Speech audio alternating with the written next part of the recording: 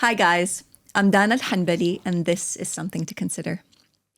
We often talk about what founders build, products, teams, momentum, but we talk less about what they carry, the self-doubt, the quiet recalibrations, the emotional cost of tying your identity to your output. My guest today is Fouad Jeryes, co-founder and chief business officer at Maqsam, a cloud communications company powered by Arabic AI.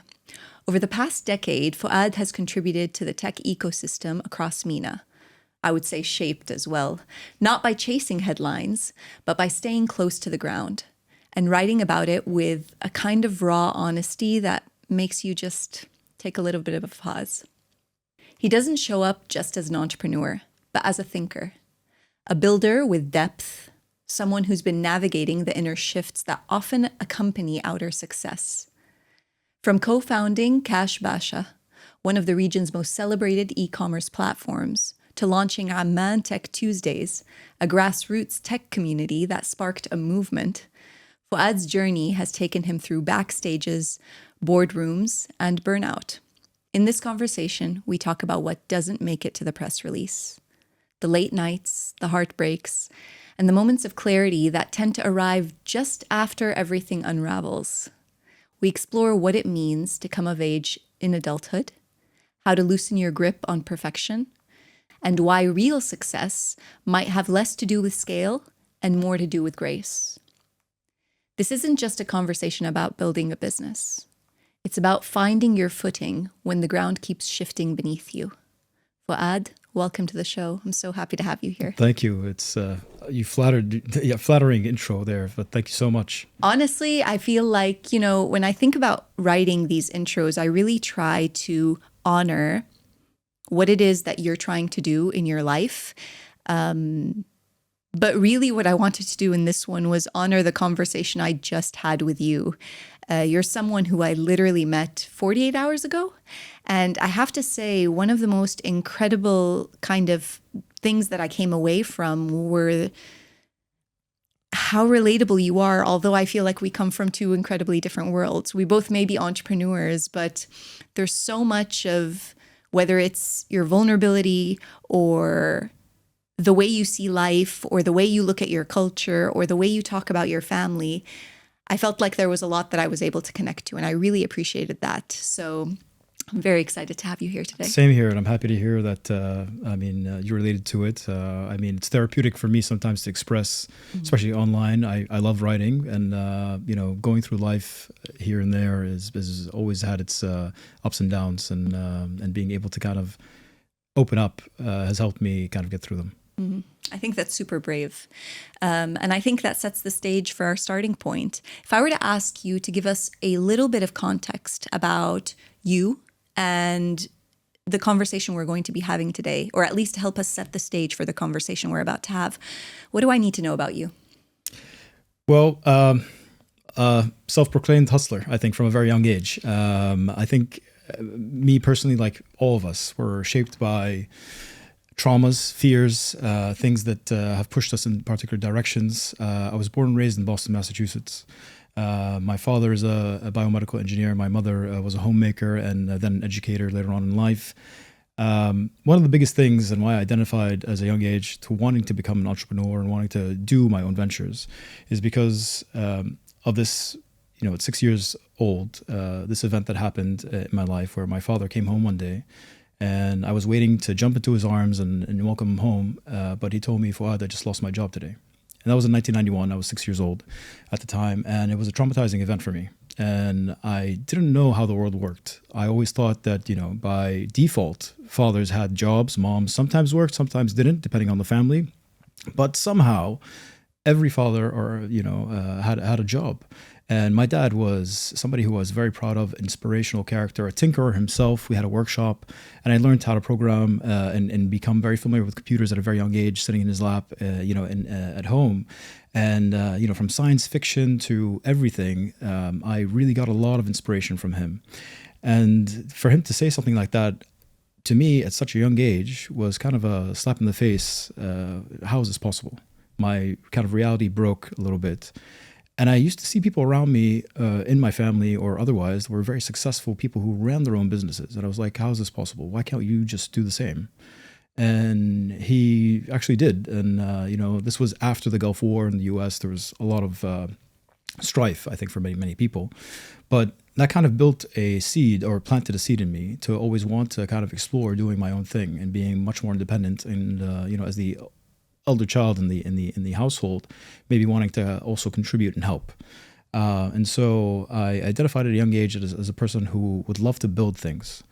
And across the years, without getting into too much details, trying to sell things to my schools, pirating CDs to my friends, and doing varsity jackets at graduation, and doing things here and there all over, and getting more serious about it through the years. The thing that you realize is that you're not just building a business; you're actually building yourself, and you're building your skills and your capabilities. And through a few successes, you think that you've become this golden child that's been able to do more than you ever knew you were capable for, and then you realize, that at some point you get also slapped in the face with your first failure, and you start doubting yourself, and you go through crises, and you go through depression. And I think, for me at least, what I've learned is that you have to break ground for the light to shine through. And usually the longest trip journey that anybody takes is between the head and the heart. And my upbringing, what I did, and where I am today has been a roller coaster ride of me trying to find what was in tune with my soul, and me doing things earlier on because of these traumas that came towards me, and because of the environment that was around me, to go down the wrong path many times. And I identify as a person who loves to, come around and do things. But beyond that, I think I've found new meaning outside of what I originally saw myself doing throughout life. Wow. That gives us a lot of context into you. And if I were to kind of pull on the many threads you so generously just gave us, I want to talk about this idea of a seed was planted. I feel like, especially as someone who grew up in the States but does have an Arab background, who had to deal with kind of growing up a little bit too fast, whether it was through your family having to make it in a country that wasn't necessarily their original ethnic country, or him losing his job, there's a lot of uncertainty in that. Dare I say, there's a lot of fear in that. And I'm curious, what do you think of fear in the context of someone who does have a lot of ambition? Do you think it's something that's necessarily required?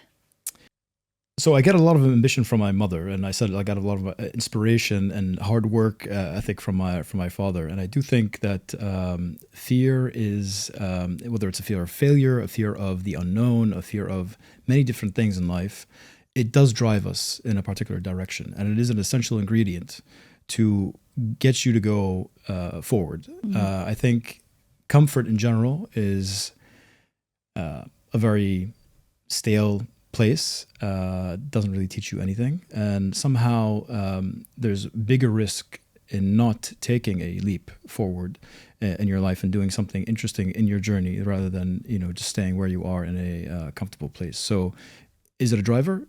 Absolutely. Is it that you can't see what's at the other end of the tunnel?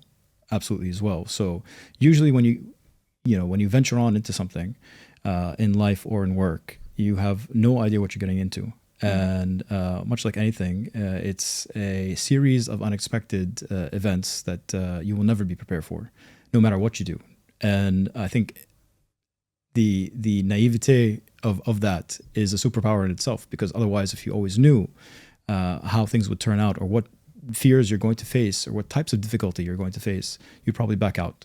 Many people tell you that the journey through life is a difficult one. You just don't know what type of difficulty and how difficult it's going to get before you're actually in the thick of it. And I think that really drives some level of how you sustain yourself, and persistence that gets you through that dark tunnel and potentially seeing the light.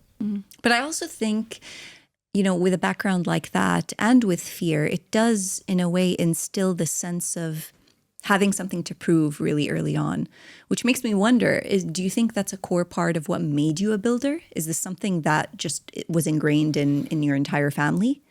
Absolutely. I think, I mean, to prove oneself is definitely something that drove me. The opportunity of so a bit more context about me, even going through school and, the Arab parent always wanting the child to be a successful, straight A, top of the class type of student. I knew that I had a goal, that my mom and her ambition to actually have me go back to the States. We had moved back to the Arab world and specifically to Jordan in 1993. Her dream was to send her children back to the US. And there were hardships along the way, so I knew I had to kind of have the ambition of becoming that straight A student somehow and working the system inside the school to be able to kind of get the things that I wanted. But that goal that I had was to get a scholarship and go back to the States, and I was able to do that. So yeah, driving that ambition through fear, through all that kind of got me there to a certain sense. So you made it through school, good grades, you were able to get a scholarship, get through college, mashallah, incredible achievements. What got you into the most competitive sector at what I would also call the renaissance of this industry in general? And you've built not one, not two, but 3 businesses in this category. Talk to us about that. Well, technically, so Sinan, my co-founder, Sinan Taifour, and I have been working together for over 12 years now. This is technically our 4th company. MashaAllah. Yes, it's been a long journey of us figuring out who we are and what the industry actually needs and different things. There's been so much maturity over the past couple of years of this journey. What you're referring to more is the advent of artificial intelligence and things of that nature. So our current company, Maqsam, we are a cloud contact center solution powered by AI, as you very well mentioned. But what we're providing customers today is a full stack, where in minutes you can have numbers in over 200 cities around the world, a full contact center solution as a software, no hardware, no software needed, and AI that we've built that understands Arabic as well as English, analyzes your calls, and now the AI agent, which changes us from a software as a service kind of company into a labor as a service type of company, where we are taking a very grueling job. If you're in the call center, it's really a very difficult job, very long hours, 8-hour shifts. You're listening to complaints. You're listening to, the turnover alone in this industry is about 12% per month. Oof. So some of these, outsourcing companies who have hundreds of people, they're changing the whole team. They're running through people time after time.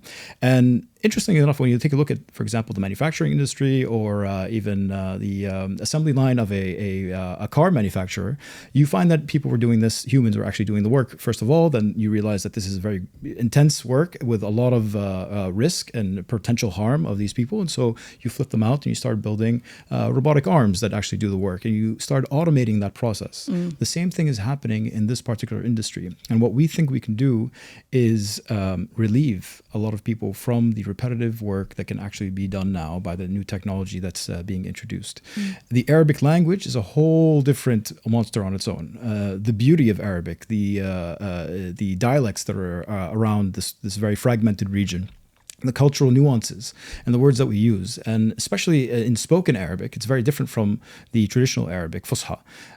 So every single dialect, every single language, the way we speak, the Arabized words that we use in our everyday lives, even some are French, our Lebanese, brothers and sisters, and also North Africans, they actually use French, and they infuse different languages in our everyday language. And to the machine, that's a completely different language every single time. And so you need massive amounts of data. The data is not available outside on the internet. I think about 2 to 3% of the internet is actually in Arabic. None of that data can be really used, but the technology now allows us to build large data sets that allow us to actually get the technology to where it now has to be. And for one time, at least in our careers, Sinan and I, we look at ourselves and we say, culturally, we're in the right point of the industry, right point in time, where actually being local in the Arab world and building this from the Arab world for the Arab world is a much larger opportunity than actually building it from the US or having any foreign company try and build it for us, as has been for many years before. 100%. But what I find so insightful is the fact that you were able to tap into something that so many people who aren't part of the Arab community, well, they just don't understand. And it's this insight of the way that we communicate and how diverse it is and how rich it is in terms of the way that we express ourselves. I think I read the other day, I don't know how, there's like 30 million Arabic words in the Arabic language versus I don't know how many thousand in the English language. That's quite incredible. It's a huge feat to take on. What core belief or value system do you stand by in Maqsam in terms of the way that you guys work? Why were you guys able to crack this? We believe, speaking to what I just mentioned, I think once you dig into something that's more local, you're bound to find something that's more global. And that is something that you can do in music and culture and many different things. And you find out that the fundamentals between all different cultures are almost the same.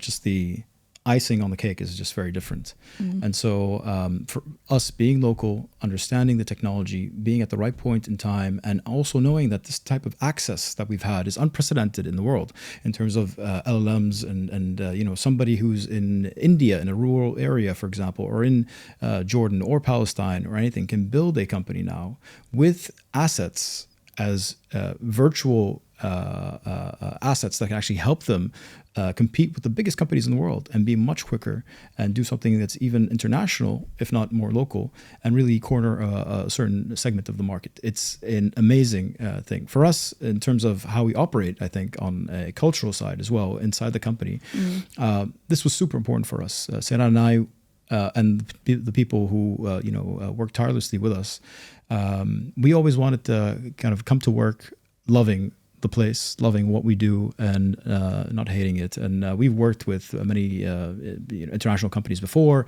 Many of us come from different experiences, but there's nothing more valuable than the impact you can make inside a company, inside your region.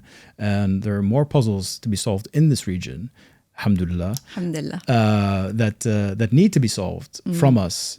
And if it's not us, who?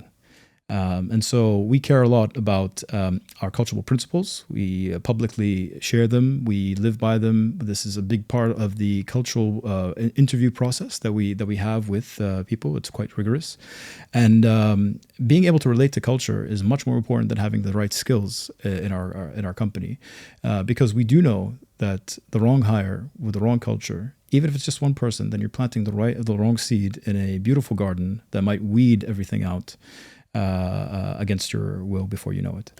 It's so true. And I can relate to this on so many levels, because I feel like there's an assumption that understanding the nuances and insights that come from a culture means that you only have to be from that culture. And I don't always think that that's the case. I think when people invest the time in getting to know a community and finding a way to contribute and be part of that community, no matter where it is that you're actually from, that's where the real insight can be drawn. And then that's where the magic happens. However, if we're talking about this as an ecosystem, and if we're talking about entrepreneurship, that is often celebrated by speed or scale. I'm curious, how do you personally define success when it comes to startups or businesses in the MENA region? Looking back at the industry is obviously only 15 years old, really. If we were to consider the Maktoob Yahoo acquisition as the main, fuel to the fire or starting point, ignition of the whole industry, it's been a very short but fast as well, 15 years or so. And I was just at dinner yesterday with a few founders, and we were looking back at how we started out and how everybody was so excited, but we had no idea what we were doing. We were just reading the headlines of what was happening in the West and trying to see how we could apply these ideas here, these companies here, and people were starting to building things, and businesses were so small, the funding was not even available. There were so many challenges, but you realize, much like yourself, you should laugh at what you were doing 10 years ago. And if you're not laughing at where you were today, then you're doing yourself a huge disservice in terms of your growth and everything. I do think the region is going through a major transformation. how I would define success is, in general, through small wins. It's not this one area where we come to and we say, all right, now we have an industry. It is small, incremental things that happen probably invisibly inside every particular founder, every business that founder is creating, the culture they're creating in there. And it varies from country to country. We're all Arabs here, but I mean, seriously, it's very different from Saudi to the UAE and the way everyone is doing different things. Not right or wrong, but I do believe the common denominator is these small little bits of maturity that are being built in from the company side, even the VC side, where fairness overall is coming into play, and growth and prosperity of businesses is going to be the larger thing that people care about. I do think that early on, the things that were happening were just a clear sign there was immaturity and a lot of people kind of taking advantage of opportunities in other people and not knowing what the consequences are. Until shortly after. And so I think that reverse effect and had built wisdom from all parts. And now we're seeing, even with things opening up to the West and the Arab world being one of the hottest markets perhaps for penetration of new companies and startups and founders and investment overall, we're seeing more competition come through, which is more mature for the market overall. So I do believe that fairness is one big output that's positive. Another thing that has to become part of the region, that's not part of the region quite a bit, would be research and development, real research and development that's happening. If you take a look at Silicon Valley, it's probably 20 square kilometers of universities, research institutions, lots of funding going into new technologies that come out. So there's an investment back into the ecosystem. Absolutely. And so a lot of these big companies that you don't hear about that are in pharma or on the edge tech or what have you, these have come out of research institutions and were commercialized later on by entrepreneurs. And I think we lack that quite a bit.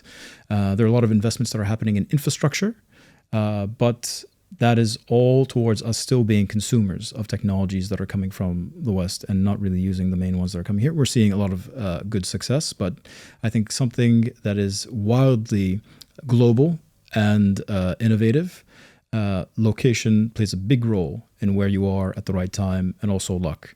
And I think it takes a lot of humility for entrepreneurs to admit that there is luck in everything that they do here and there. And that's one thing that I like to touch on in some of our interviews with people, asking them whether they feel lucky or not. And I think if you're able to admit that luck does play a part in life and how the stars align and where you are at what time and all that plays into people's character quite a bit. I think that's a very humble place to start from. And I like that you mentioned that. But I feel like I have to kind of ask you this question again. You're clearly passionate about what you do, and it's incredible. It's incredible what you're building. There's been talk that you are building the next unicorn, whether you want to admit it or not. There is talk about it. But you've also written in the past that you used to tie your identity to your performance. How did that show up for you in your day-to-day? Can you talk a little bit about that experience?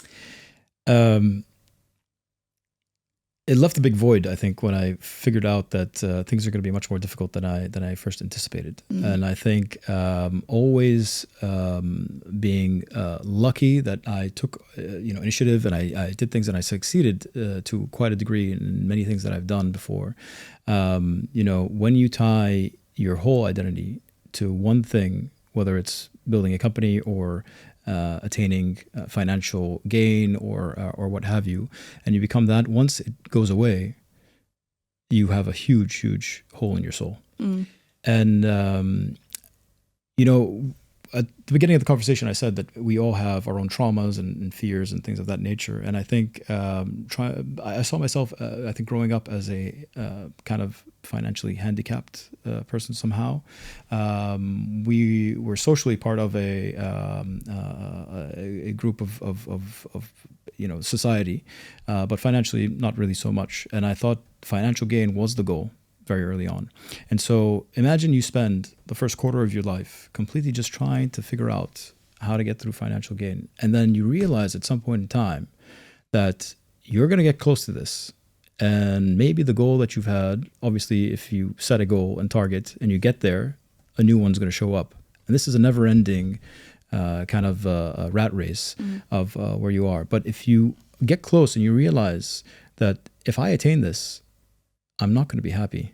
And this is not what my soul actually wants, or not how I really feel like I've done it. I've put on a mask for a quarter of my life, if not more. That is a terrible, terrible situation to be in. And that pulled me into depression, pulled me into a place that was very, very daunting on a personal level.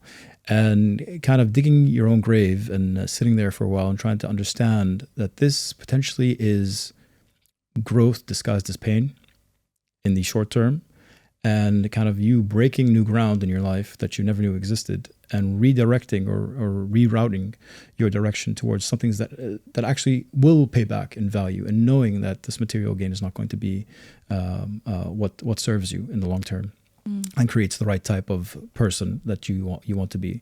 Being able to hold up the mirror in front of yourself and being honest has been something that I think has only taught me how to live life more than anything else. Was there a definitive moment or experience that kind of woke you up to this as a realization? Because I imagine, at least for me, it was. For me, it was my health. But was there something that kind of made that shift for you? Of course there was. It was, I think, a slew of things that came together. And the way it happens is that it's like you wake up one day and everything's different. The way you feel, the way you realize things. It was a lack of me listening to my soul towards my relationships, a lack of me understanding what the real goals are going to be in my life long term that actually are going to pay back. The disappointment within myself of not following the path and knowing better earlier on, and feeling sad for myself, obviously.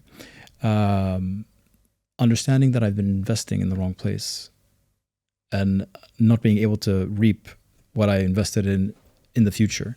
That is kind of like, your bank account going to nothing and what have you, and figuratively, obviously. So yeah, it was, there were a few things that kind of played into my ego taking on my life. I do believe in general that ego is a tool and it is not evil. Right, and this came after many years of that ruling my my psyche. But I do believe on one other side is that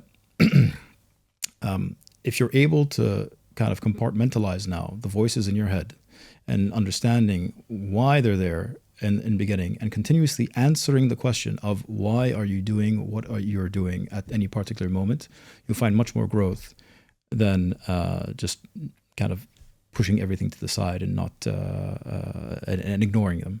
So don't ignore yourself for far too long, right? I'm not one to give advice. Everybody's going through different things and nobody really knows what people are going through. But if you don't realize these things and you put up that mirror and you start looking towards your true self, you're really going to lose yourself in the long term, I believe. And I feel that some people actually don't go through this. They're not as introspective. And, it's something that it's built into us as humans. So use the tool that will actually get you towards the growth that you're yet expecting to see. And one of those, the words of wisdom that I always like is by Lao Tzu, one of the Chinese philosophers, and it's if you let go of who you are, you become who you might be. And at every point in my story or other people's stories, I believe we're continuously letting go of our past, who we are. When we graduate and we leave our school life or our academic lives, and we go on to our first work experiences in the jungle of the business world, and then you move on and you want to get into a relationship, for example, you're continuously changing who you are and leaving parts of you behind as you go through these doors. And if you don't, and you keep holding on to what was in the past, you're just not gonna go down the right path. Beautifully put. I was looking through your Medium page and your posts, which, as I said, they're quite reflective and deep. And you wrote something that kind of stopped me. You said, "Love is worth dying for because it's the only thing truly worth living for.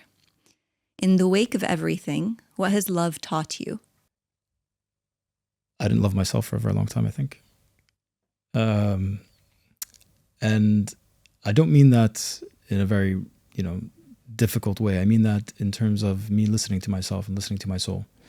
And so when you think of your relationships and what is actually important, and especially if you have been constructed in a way all of your life through these traumas and through everything, to think that the top priority is to remove or lower the risk of failure, and identify as a business person that has had achievement and what have you. If that is your top priority, and you don't prioritize love towards yourself and towards the people around you, that's where you really find a big hole in your soul. And that particular line came when I was going through a very tough time in my relationship with my now fiance, who I love very much, and very fortunate to have her go through her own transformation, my own transformation together as a couple. And it was a reflection that had happened in my business where we had an event that almost shut our business down. Thankfully solved, everything's fine. But in that moment, I realized that because we were not together, we had separated at that point, I knew that, the business can go to hell. And I've already lost the most important thing in my life, in my career, and or not my career, but in my life in general.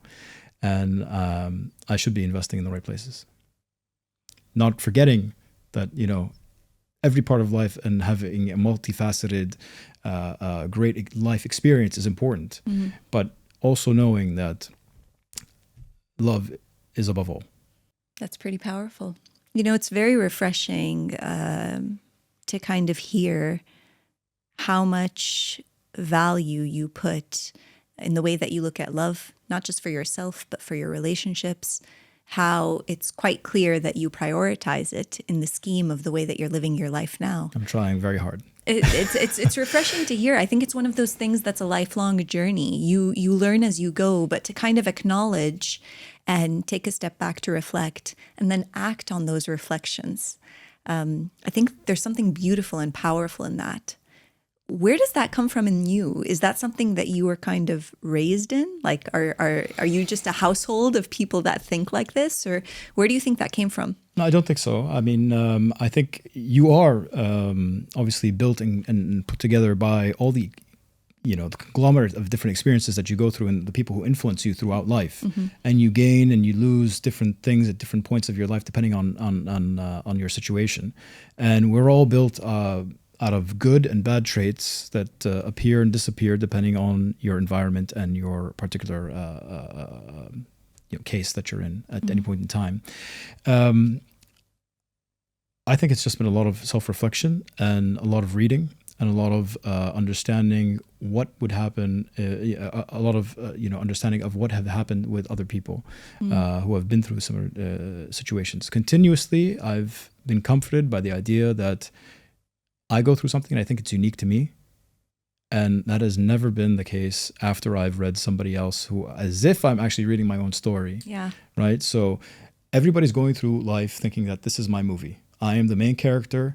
This is, only happening to me. But that's a very selfish idea. And you kind of forget that about 95% of everything that's happened to everyone is very, very common. And there are solutions to almost everything. There are only maybe 5% of really unique cases that happen to every single person that can be really heavy and might need different means of self-exploration. I just think I've been lucky to be put in situations where I had to be introspective, had to step out of myself and kind of take a look at how I'm accountable towards myself in these situations, and knowing that I can never change anyone else. I've been very judgmental throughout my life because I thought my ideals needed to apply to someone else. I've been, an A-type character, or for a lot of people, which has been, annoying and broken some relationships. But what I've realized throughout it all is that, as cliche as it may sound, I'm the only thing that can change. If I expect the world to change from around me, that's probably not going to happen. I have to react at any single point to the things that are happening to my life and kind of see where I can take myself from there. What do you feel is a lesson you may have learned a bit too late in life? I think a lesson that I learned late in life is that you are the sculptor and the sculptor of your own self. And this is the journey of life is a journey of pain, and you must seek pain somehow. Buddhism has a lot of this built into it. I am a spiritual person. I'm not a Buddhist by any means. I don't know a lot about Buddhism. I just know that through some interesting course that I took in college, it was history of religions, and one interesting part of Buddhism is that obviously life is very, very painful all the way through, and then there's the release of the beauty after this particular world. And one thing that I realized is that you can only grow through difficult situations. You can only grow and experience the beauty of life by understanding that not everything is bad. Our brains kind of are wired in a way where we're trying to protect ourselves continuously, and being able to reflect positively in a good light on many different things would allow us to shape ourselves in better ways. So you are the sculptor and the sculpture at the same time, and it's painful to kind of hit the chisel, on different parts of yourself. But unless you do that, the end result won't be as beautiful. Painful but necessary. True. Yeah, I mean, I relate. That resonates a lot. Beautifully put. What has all this introspection, how has it aided you in the way that you've developed as a leader now in your business? How do you show up in the world today? So just to be clear, I don't lead my business on my own. I'm obviously very, very fortunate to have a great group of people. And I do firmly believe that good people end up gathering together in great places and building great things together. I have the honor of being the messenger many times of some of our work. But the way I show up as a leader, I think, is more about us in our flat organization being just any one of the other guys. And I think there's really no separation between us and the rest of the people who we work together, showing the same level of excitement, showing the same level of vulnerability, I think, for me has always been our superpower. Sinan and I both have gone through different situations that we have been super open together with, and lived on a day-by-day basis and learned from on a day-by-day basis. And I do think that that level of vulnerability and perhaps even experience that we've been through has allowed us to shape honesty with ourselves, and that, if you drive yourself to the edge of what you're capable of, you can achieve many things, but you will end up losing a lot of yourself in the process. And this is where we get into burnout, where we get into our own depression and all that, and how we need to remember to take care of ourselves first, and kind of see how that also is important for everyone else in our company. As leaders, we want people to join us, even if it's just for a chapter of their journey, for us to be a springboard to them being, identified as leaders in their own lives or their own careers or their own companies. We want people to stay as long as they would love to come and work and contribute to our mission and the culture of the company. And thankfully, we have a very, very long retention, I think, compared to many other companies due to our care for culture and mental health and different things at the company. But the most important thing that we want is when you joined, what and how were you and what were your goals? And if you are to leave, what came out on the other side of the machine? And that's super important for us on many levels. That's really powerful to hear. I don't think I've ever heard someone in any sort of leadership position kind of acknowledge and not necessarily celebrate, but frankly talk about someone's experience in a team or part of a company as a chapter, and that being okay. I always talk about this idea of, not everything needs to be for forever, even if it's a relationship sometimes. Yeah. I think honoring the time that you have there is sometimes even more important than the duration of it. That being said, I want to circle back to the mental health part that you talked about within your company, because you guys do something quite unique in the company. One, please tell us about that. But two, do you think, especially for men, we give enough permission for them to admit emotional burnout, heartbreak, pain, struggle in the workplace specifically? Excellent question. Let me start with what we do at the company. We value and we prioritize mental health to a big degree. If you take a look at our cultural principles that are on our website, they drive all of our decisions. But one of them is that we actually value comfort, and we want to be comfortable in work and in life the same way. And we want to bring our full selves to the office and take our full selves home as well. And this sometimes is 100%, not 50-50, right? So you have to bring your whole self all the time. And because we've been through experiences and we know burnout multiple times and what it's done to us as human beings and what the after effects can be, what we've done is we've established a relationship with different clinics in where our offices are. We have offices in Jordan, Saudi, Egypt, the UAE, and Qatar, and where anonymously any one of our employees or team members can go there and get treated to whatever they feel is necessary for as long as they want. And we pay the bill at the end of the month. And we don't know who they are, when they go. We have a system towards that. And these are physical, in-person meetings with practitioners who are verified in the market. And it's helped a lot of people with their own growth.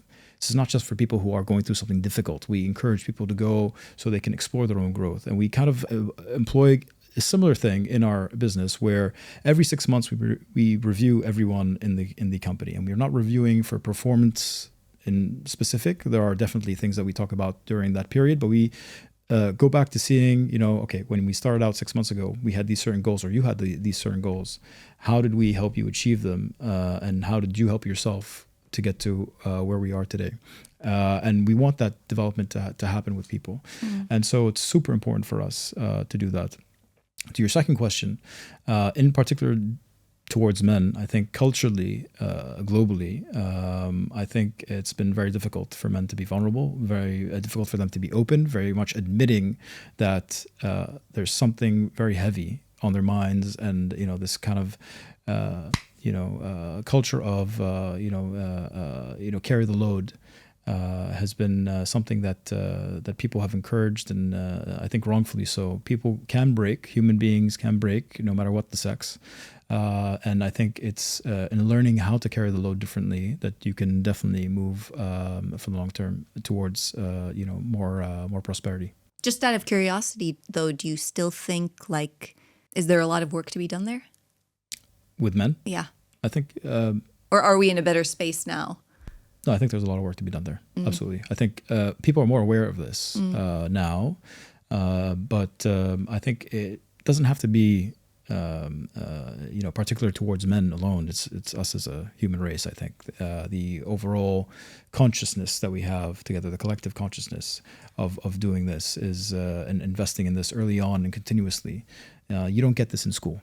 You don't get this in school, and you don't get it necessarily in the way that you're raised with family. But I do feel like women are more encouraged in female spaces to kind of be more open, share, and it's seen as very normal. But I do think that there is this, it's not even like subliminal. Sometimes it's quite harshly an imposed reality on men. I have a brother, I have a father.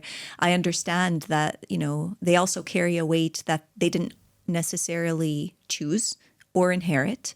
And that's a difficult thing to navigate in cultures and societies that aren't necessarily comfortable having conversations, not just around vulnerability, but conversations purely around facts, like not even how I feel about something, the reality of I am not okay, I am sick, I need this, I need help. Sometimes you don't even know what you need, but sometimes you know you don't that even something know. is not right. Yeah. And when something isn't right, something has to be changed. Yeah. And I think, like they say, it takes a village to raise a child.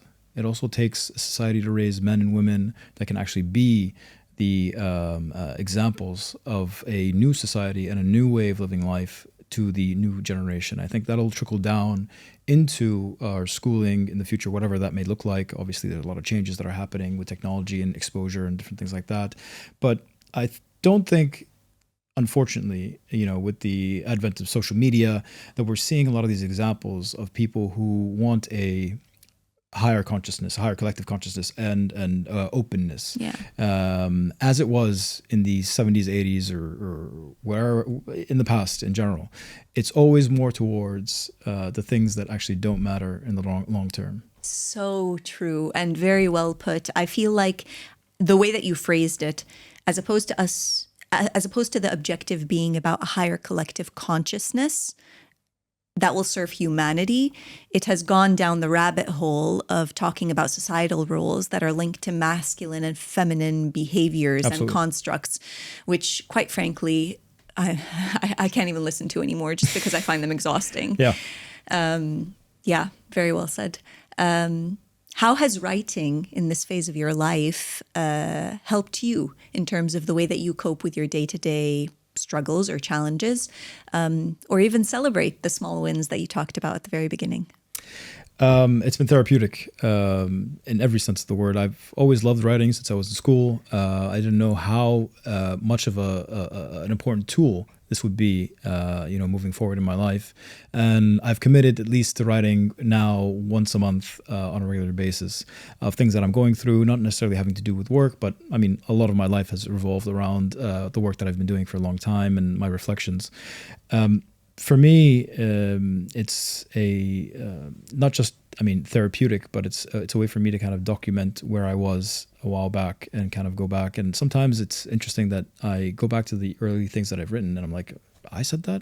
Like that came from the same person? Well, I know this principle and I reflected on it and this was genuinely me writing it, but now I'm in a different, headspace and I just need to remember sometimes where I was, and that helps quite a bit. Sometimes I need to let go of where I was and know that I'm in a new space. I've come out of a depressive state, for example, and instead of me trying to cling on to who I was before, I need to make sure that I know that this is a new reality and I have to get used to it. And this new reality is going to be a future that doesn't actually have to be less than it was before. And so me trying to figure out what I'm feeling and putting it into words and then stringing those ideas together has helped me kind of express openly where I am, I think, at every phase, and maybe give a bit of insight that's relatable, as you said, to a lot of people who might want to have a similar experience or are going through something that's also difficult on different levels. So it's been something that I've valued, and I didn't do a lot of in some point in my life because other things took on priority and changed my attention span. Do I have permission to ask you a personal question? Of course. I'm curious. I love that you talk about accountability. But looking back to when you were in that dark place, what did you need, or what would you have liked to have from someone else? Just out of curiosity, what did you need that you didn't necessarily get out of no fault of anyone else? But what is that one thing that really could have helped you at that time? I had people who listened. I had people who I could open up to. I'm very, very fortunate to have a loving family, very large loving family that shaped me in many ways. I wish I could have been more trusting. I wish that I could have found someone who not just I could be vulnerable with and talk to, but I could relate to in terms of the experiences I was going through. And that might be more on me because I thought, this story is unique. I'm doing something that nobody has really done before the same way. And somehow I need someone to be a real mentor that I could open up to. Not every mentor who has gone through the same thing I can really open up to. And luckily, I think I've found 2 or 3 people who went through very, very similar experiences, came from similar backgrounds, and finding that profile of and are open to be vulnerable, of course, but finding that profile was extremely difficult, even though some of them were just staring me in my face and I didn't even know. But in this kind of 4-walled asylum that I put myself in, and I was banging my head left and right, it was tough to kind of see that, oh, wait, this person can relate, might be a different industry, might be a different thing, but I can also be completely honest and open about anything I'm going through with this particular person. It's a safe space. I don't think you get that from a psychologist all the time. You have, maybe doctor-patient relationship and confidentiality and all that stuff, but really finding someone who's not going to judge, I think, is an important part. And I think in general, unfortunately, societies can be very judgmental, and you can be afraid that you might lose a relationship or you might lose someone, so lose face even. And so until I was able to get to a point where I could actually figure out that someone can be 10, 20 years down the road from where I am, but still, I can tell them my story and they can know exactly what they went through without giving me direct advice, but telling me their own feelings. I can feel much more comfortable at the beginning, but also kind of see how there are parallels between the two.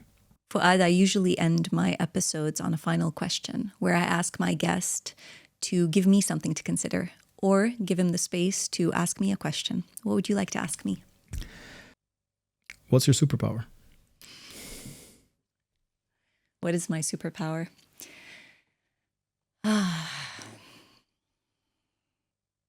If you asked me this question 10 years ago, I think it would have been my strength and my resilience.